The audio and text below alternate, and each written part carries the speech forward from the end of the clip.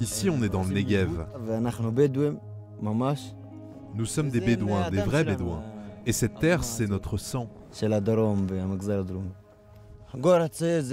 La jeune génération doit absolument connaître et étudier cette région. Parce que si tu ne sais rien de ton identité, tu es un ignorant. Après, tu sors à l'extérieur et les gens te demandent « Tu es qui? Tu viens d'où ?»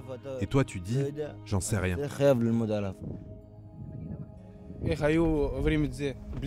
Je me demande comment faisaient nos ancêtres pour se repérer sans carte, juste en regardant le ciel. Nous, on n'a même pas besoin de lire les cartes. On a Waze, Google Maps, enfin toute la technologie quoi.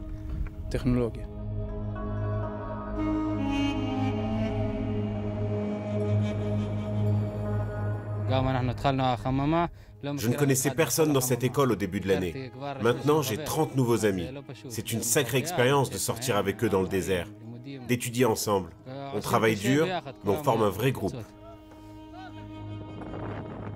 Ces étudiants bédouins, citoyens israéliens, veulent devenir la future élite de leur communauté. Ils forment la 8e promotion d'une école au nom évocateur, les Étoiles du désert. Nous aspirons à ce que ces étudiants deviennent un jour comme des étoiles dans le désert, qu'ils éclairent le Negev avec leurs actions positives, leur implication dans la société, leur dévouement. Ils deviendront des éducateurs, des ingénieurs, des médecins, des militants politiques, pour le bien des Bédouins du Negev et de la société israélienne en général, bref, des étoiles dans le désert.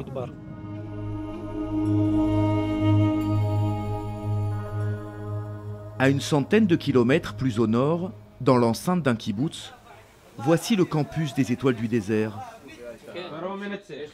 Sélectionnés sur dossier, les étudiants bédouins vivent sur place toute l'année. Ils suivent une formation intensive destinée à leur assurer l'égalité des chances au sein de la société israélienne. Quand un Bédouin termine le lycée, il va directement à l'université. Mais il ne connaît rien du tout et au bout de 6 mois, il n'arrive plus à suivre, alors il abandonne. Les Juifs, eux, avant l'université, ils vont à l'armée. Ils font le tour du monde. Ils connaissent beaucoup de choses. C'est pour cela que nous, les Étoiles du désert, on apprend comment se préparer à l'université. On améliore notre hébreu, on apprend à concevoir des projets, à diriger un groupe, des tas de choses.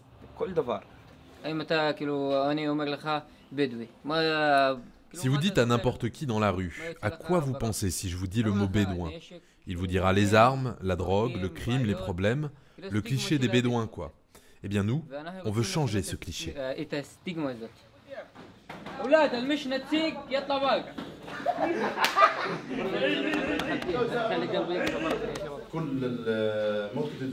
Savoir s'exprimer en public est indispensable pour réussir en Israël. Dans ce cours, les étudiants apprennent à présenter un projet devant leurs camarades et à captiver leur auditoire.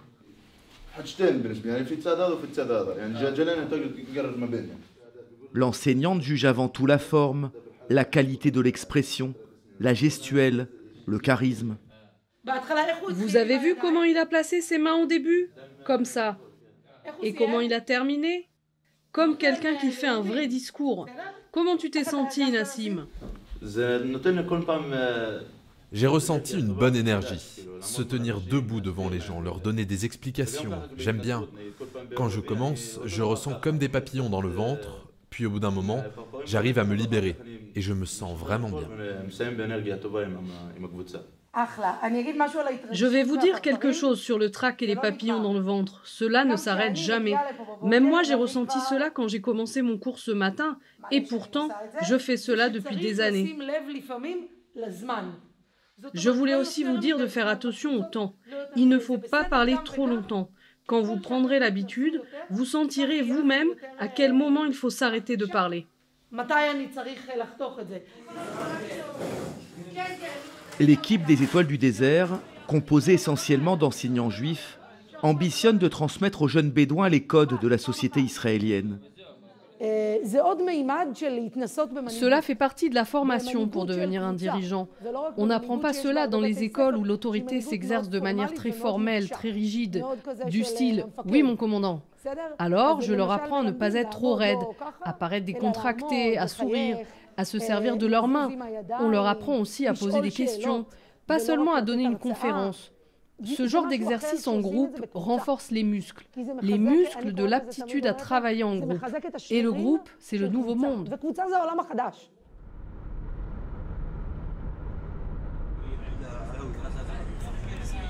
Chaque semaine, les étoiles du désert quittent leur campus pour sillonner le Negev, afin de mieux cerner le malaise de leur communauté. Ce jour-là, les étudiants se rendent dans un des lieux emblématiques de la détresse bédouine, un village non reconnu. Là,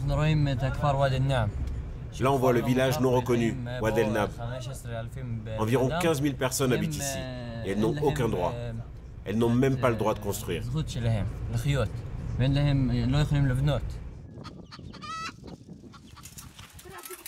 Le tiers des 300 000 bédouins d'Israël vit dans ces villages de tôle, sans existence légale, comme tenus à l'écart du miracle économique israélien. Parmi les étudiants, beaucoup n'ont jamais mis les pieds dans un tel endroit. Ils viennent ici pour apprendre. L'été, nous souffrons de la chaleur et l'hiver, nous souffrons du froid. Nous sommes à 3 ou 4 kilomètres de Beersheva. Vous voyez là-bas les immeubles de 10 ou 20 étages et nous vivons dans une décharge. Quand nous serons les dirigeants de notre communauté, alors nous aurons la possibilité de changer les choses. Donc vous avez tous le même objectif ici? Oui, tous le même objectif. C'est-à-dire que vous pensez à l'avenir plutôt qu'au passé?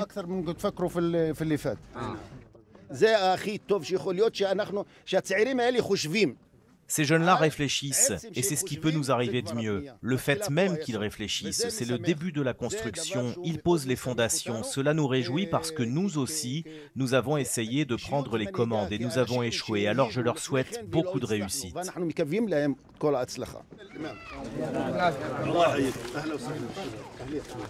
Après le chef du village, les étudiants rencontrent les enfants. Dans ces territoires perdus de l'État d'Israël, le faible niveau d'éducation entretient les Bédouins dans la pauvreté. En plus des cours normaux, arabe, hébreu, anglais, vous avez des activités après l'école? Tout le monde doit pouvoir se développer, comme chez les Juifs. Ces enfants peuvent même devenir meilleurs que des enfants juifs. Mais pour progresser, ils ont besoin du soutien de l'État. L'État doit soutenir l'éducation et tous les autres secteurs de la communauté. Pour agir, nous devons connaître notre société. Nous devons connaître les gens et leurs problèmes. Il ne faut pas attendre que quelqu'un vienne d'Europe ou d'ailleurs pour nous aider. C'est nous qui savons ce qu'il faut faire parce que c'est notre communauté.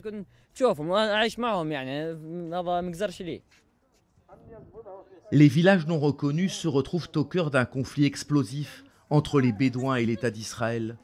Une lutte pour le contrôle des précieuses terres du Negev, une immense réserve foncière dans un pays confronté à la surpopulation. Israël veut limiter l'expansion des villages non reconnus et fonder des localités juives dans la région. Depuis sa ferme en bordure du village, Hicham a souvent vu les bulldozers détruire des constructions illégales. Ils ont détruit 5 maisons, juste dans ce coin-là. Pourquoi? Parce qu'il n'y avait pas de permis de construire. Ce sont des terres appartenant à l'État. Nous, on leur dit d'accord, alors légalisez le village de Wad el-Nab, et on fait tous partie des mêmes familles ici.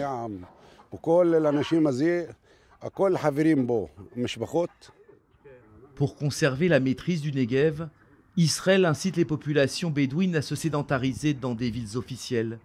Mais les Bédouins refusent de quitter leurs terres.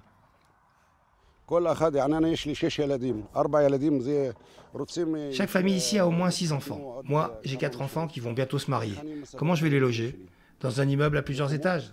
Impossible. Il y en a un qui veut élever des chèvres, l'autre qui veut faire une pépinière. Comment ils vont vivre dans une ville? C'est un problème pour nous, les Bédouins.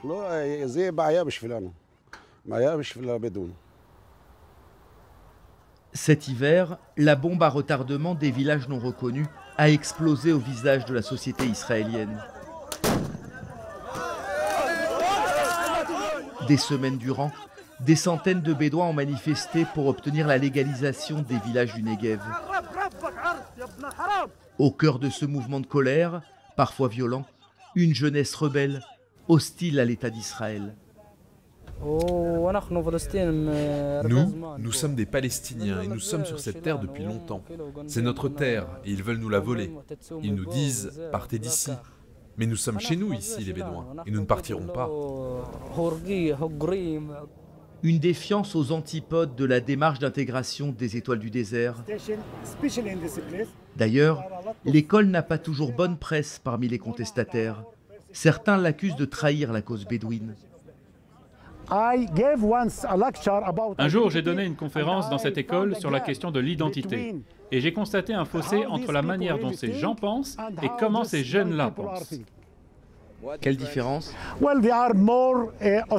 Eh bien, ce sont des Bédouins plus authentiques, plus palestiniens que là-bas. Eux, ils essaient de créer un nouveau modèle de dirigeant. Et il y a un problème avec ça.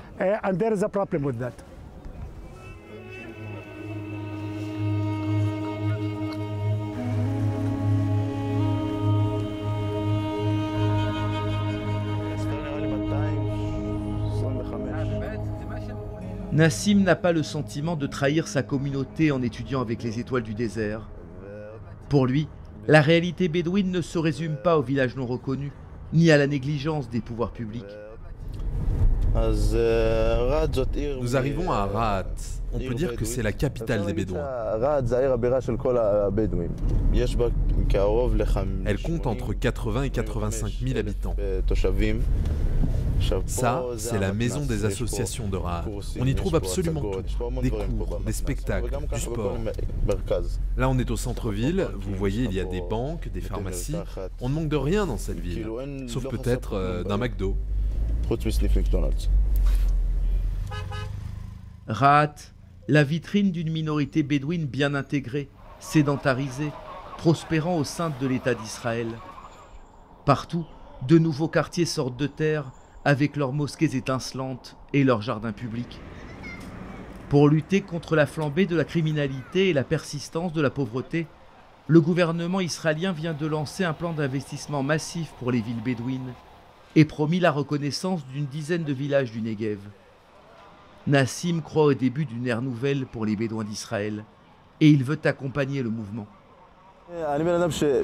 Moi, je suis quelqu'un qui agit, qui aide les gens. Je m'intéresse à tout ce qui touche à ma communauté.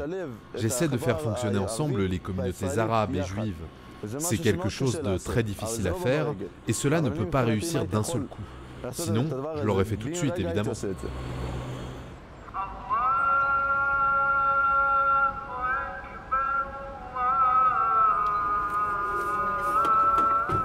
Nous sommes vendredi, le jour de repos hebdomadaire des musulmans. Nassim rend visite à un camarade des Étoiles du désert, sa mère. Le jeune homme compte 24 frères et sœurs, car son père pratique la polygamie comme beaucoup de Bédouins en Israël.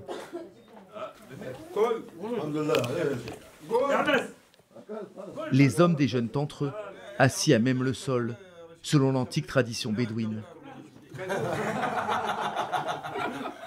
Dans le même mouvement, les Bédouins d'Israël cultivent leur arabité et encouragent leurs enfants à s'intégrer dans la société. Moi, je n'ai aucun problème. Il peut étudier où il veut. Moi aussi, j'ai étudié avec les Juifs et ça s'est toujours bien passé. Aujourd'hui encore, je travaille avec des Juifs tous les jours. 90% de mes clients sont Juifs. Personnellement, je n'ai aucun problème avec eux. Mon problème, c'est avec le pouvoir. Aujourd'hui, il y a une guerre terrible avec l'État d'Israël pour le contrôle des terres du Negev. Ils veulent le Negev, alors que depuis Kiryat Gat au nord à Eilat au sud, le Negev appartenait aux Bédouins. Seuls ceux qui étudient peuvent changer la situation, mais c'est encore une petite minorité. Justement, celui qui suit notre formation s'engage, aide les autres, il apprend la politique, il comprend ce qui se passe dans cet État, il acquiert la notion d'égalité. Quand il aura terminé cette année d'études, il pourra vraiment apporter sa contribution à la fois à la communauté et aux citoyens.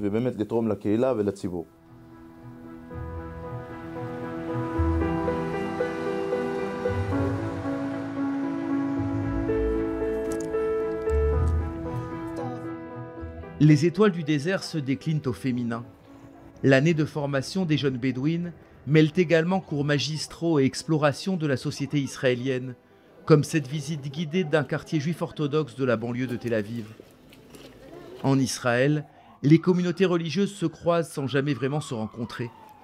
Cette année d'études permet aux étudiantes et aux étudiants bédouins de sortir de leur bulle. Il n'y a que les étoiles du désert qui nous donnent l'occasion de connaître notre État.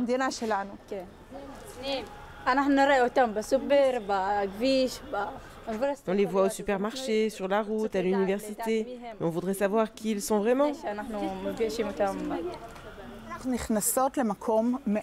Nous allons entrer maintenant dans un endroit très intéressant, très important.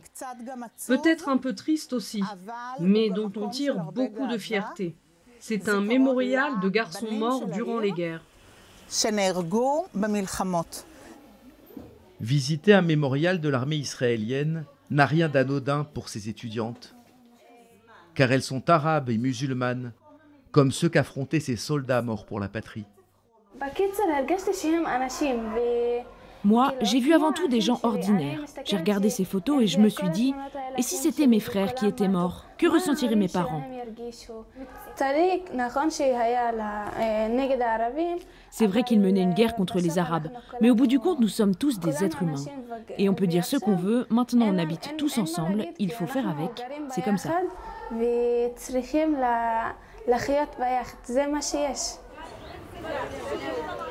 Les filles étudient sur un campus séparé. La tradition bédouine admet mal la mixité. Aux défis que relèvent les garçons, s'ajoute pour elles la difficulté de s'affranchir des tabous de leur communauté. Lors de ce cours, leur enseignante les confronte à un sujet délicat, la gestion de leur image sur les réseaux sociaux. Celles qui ont Instagram, levez la main. Vous êtes sur quel réseau social alors? Ah, Twitter, d'accord. On est d'accord pour dire qu'on est face à un problème culturel, que ces réseaux ne conviennent pas vraiment à la société bédouine, qu'ils sont peut-être mieux adaptés à la société israélienne et occidentale. Alors comment vous faites si vous devez créer un profil professionnel sur les réseaux sociaux? Parce qu'ils ne vont pas disparaître comme ça de notre vie, n'est-ce pas? Déjà, il faut bien faire la différence entre notre compte personnel et notre compte professionnel. Pour ces jeunes filles, toutes musulmanes pratiquantes, la même question revient chaque jour. Comment concilier islam et modernité? Dans notre tradition, on n'apparaît pas sur les réseaux sociaux, sur Instagram, WhatsApp et tous ces trucs-là. Je sais bien que ça existe, mais pour une fille bédouine, c'est un vrai problème de publier son image sur Internet.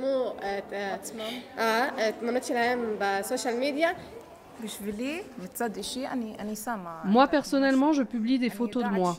Je pose avec mon hijab, bien sûr, pas la tête nue. Je ne vois pas pourquoi je ne le ferais pas. Oui, c'est vrai, quel est le problème? Et tout le monde est d'accord avec ça? Oui, non, non. Il y a des filles qui ne veulent pas. Oui, mais enfin, c'est leur problème à elles. Contrairement aux garçons, les filles ne dorment pas sur place. Elles rentrent chez elles tous les soirs. Dans leur village, elles tentent d'insuffler l'esprit des étoiles du désert, de bousculer par petites touches les mentalités d'une société sinistrée par les violences faites aux femmes.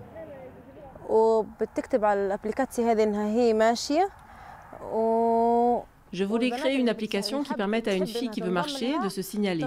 Comme ça, si une autre fille cherche quelqu'un avec qui marcher, elle sait où elle se trouve et elle peut la rejoindre. Mais j'ai compris que ça allait créer des problèmes chez nous, les Arabes. Alors j'ai laissé tomber.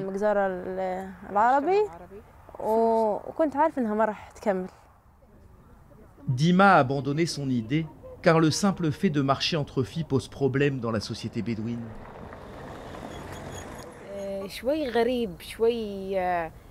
C'est un peu bizarre, cela paraît trop moderne de voir une fille seule dans la rue qui sort, qui fait du sport. C'est quelque chose qui n'existait pas jusqu'à présent. Cela arrive d'un seul coup. Alors tout le monde te regarde, les gens te dévisagent. Et moi je me dis, qu'est-ce que j'ai fait pour qu'ils me regardent comme ça? On peut changer beaucoup de choses dans notre société concernant le statut de la femme. Dans un sens, c'est vrai qu'on essaie de nous préserver, mais notre société est trop conservatrice.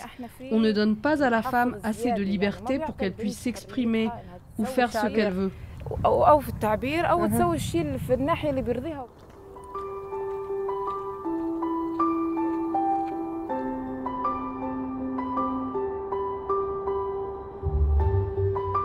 Que deviennent les étoiles du désert à l'issue de leur formation? Ce matin-là, à l'université de Beersheva, les anciens du programme partagent leur expérience avec les étudiants actuels. Leur taux de réussite aux examens dépasse largement celui de la moyenne des étudiants bédouins. La plupart restent vivre dans le Negev. Des premières promotions sortent des ingénieurs, des médecins, des enseignants, et bientôt des femmes politiques comme Assil et Shirin.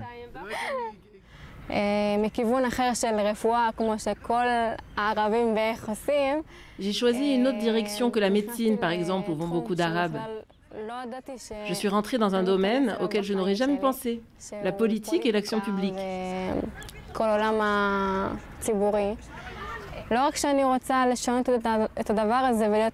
Je ne veux pas seulement être la première femme bédouine à entrer dans le monde politique, mais je veux être là-bas essentiellement pour changer la manière dont les choses se passent dans notre communauté. Personne ne s'occupera de nous, de nos enfants et de leur éducation. Et je veux être celle qui incarnera ce changement. Moi, je viens d'un village non reconnu et je connais la situation. Je vis dans des conditions tellement difficiles et tellement tristes. Et malgré cela, je suis là, dans un environnement universitaire entouré de gens qui ne sont pas de ma culture. Je viens apprendre comment aider les gens de mon village. Nous avons appris qu'il existe une voie qui consiste à comprendre la situation avant de la changer, à planifier, à prendre des initiatives. En fait, agir positivement. Parce que la violence, ce n'est pas la solution.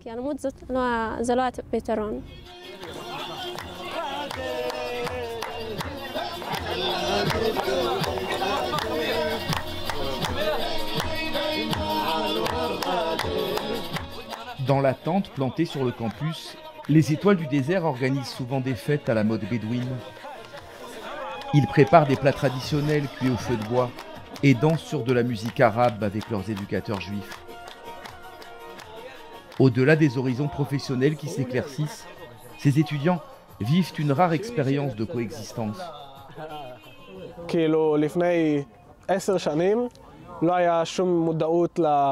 Il y a 10 ans, personne ne s'intéressait aux difficultés des Bédouins. Ils vivaient leur vie de leur côté et nous d'une autre. Il ne se passait rien.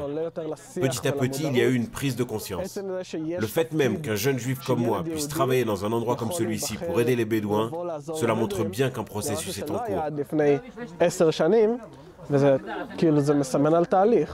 On ne leur dit pas, nous les Juifs, on vient changer les choses pour vous les Bédouins. Mais on leur dit, nous allons ensemble vous aider à vous construire un avenir meilleur. Il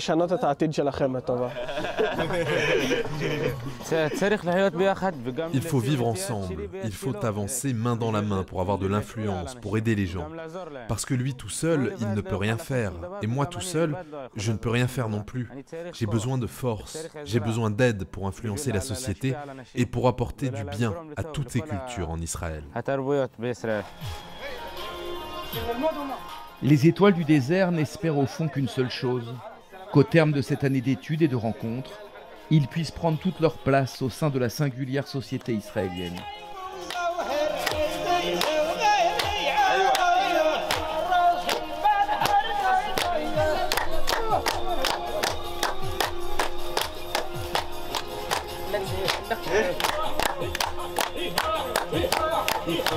Yeah.